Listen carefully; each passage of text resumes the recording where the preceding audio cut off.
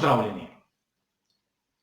Preden gremo točno k tistim razmerjem moči za kvalifikacije pri veliki nagradi Avstrije, je prav, da si ogledamo tiste tehnične novosti pri raznih ekipah.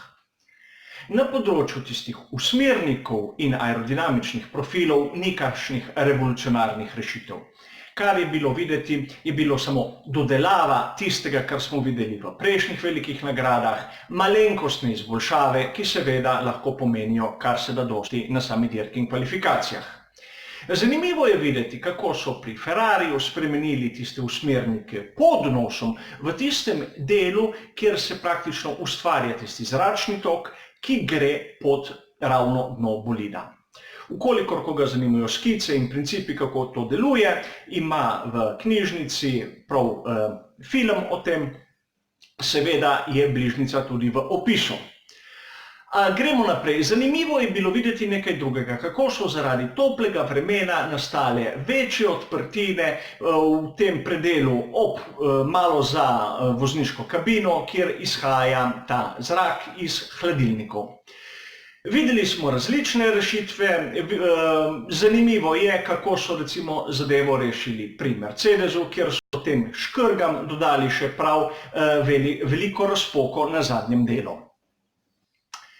Zanimivo je tudi videti, kako so se povečale te odprtine prav na zadnjem delu bolida, tam okrog menjalnika, vse zato, ker se pričakuje visoke temperature, vročino, kar lahko negativno vpliva na pogonski sklop.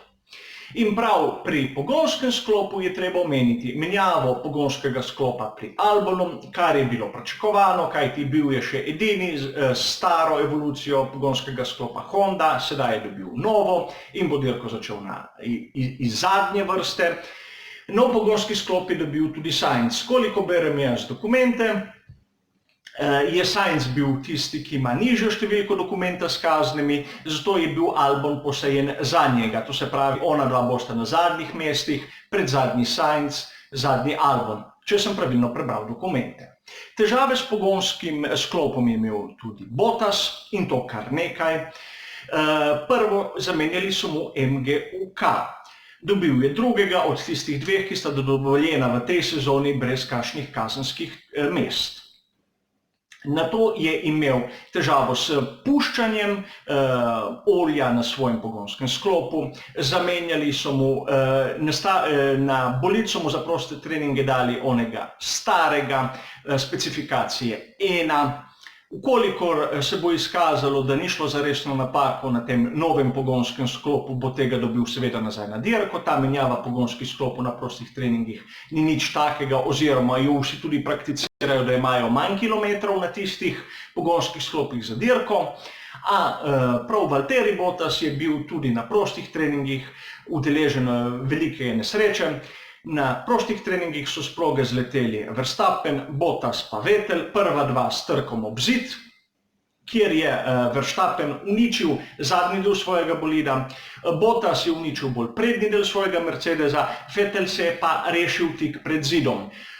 Vzrok za to bi lahko rekli veter, zelo topla proga, visoke temperature, lahko rahla nepazljivost voznika, ampak nič kaj takega katastrofalnega. A mislim, da je bil veter tisti kakšen anomalijo pri kakšnem sunku vetra, kajti videlo se je, da so zastave rahlo plapolale, bi lahko bil vzrok, da so se zgodili tej trije izleti iz proge in videli smo, za dva od njih lahko bi bila dosti bolj tragična, to se pravi, bolidi so varni, kot smo videli, a vidi se tudi, da se napake lahko pripetijo vsakomur, posebej v tako toplih razmerah.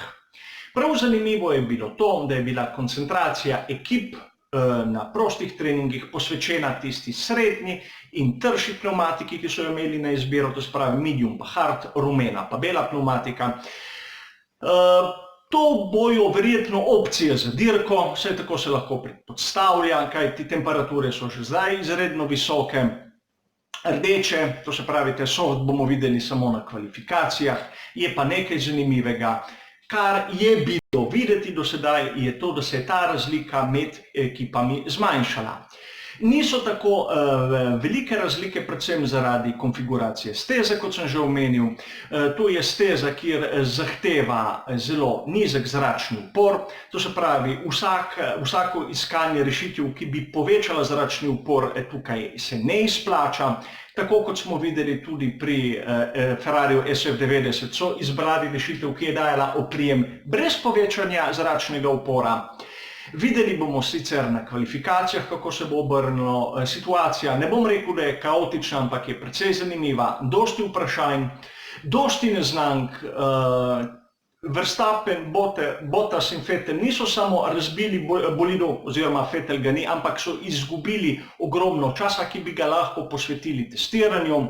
To se pravi, sam pričakujem najprej napete kvalifikacije, kjer bojo prve 3 ekipe, po mojem osebnem mnenju, zelo skupaj, da se zgoditi kakšno presenečenje, tudi zato, ker je krog kratek in je gneča zelo pogosta na tej progi. Dirka pa bo spet svoje poglavje, a o tem v posebnem prispevku. Kolikor ste sledili mojim prispevkom, veste, da bom jutri začel s komentarjem v živo na svojem osebnem Facebook profilu. Bližnjico do njega seveda dobite tudi v opisu tega videa. Vabljeni k ogledu, vabljeni k komentiranju. Začel bom 15 minut pred 3. uro z zadnjimi novicami, zadnjimi, bom rekel, analizami. Skupaj bomo preživeli potem tisto slabo uro kvalifikacij in tako nekako popestrili ta dan. Ukolikor želite, vabljeni, drugače pa hvala za vašo pozornost in vidimo se v naslednjem prispevku.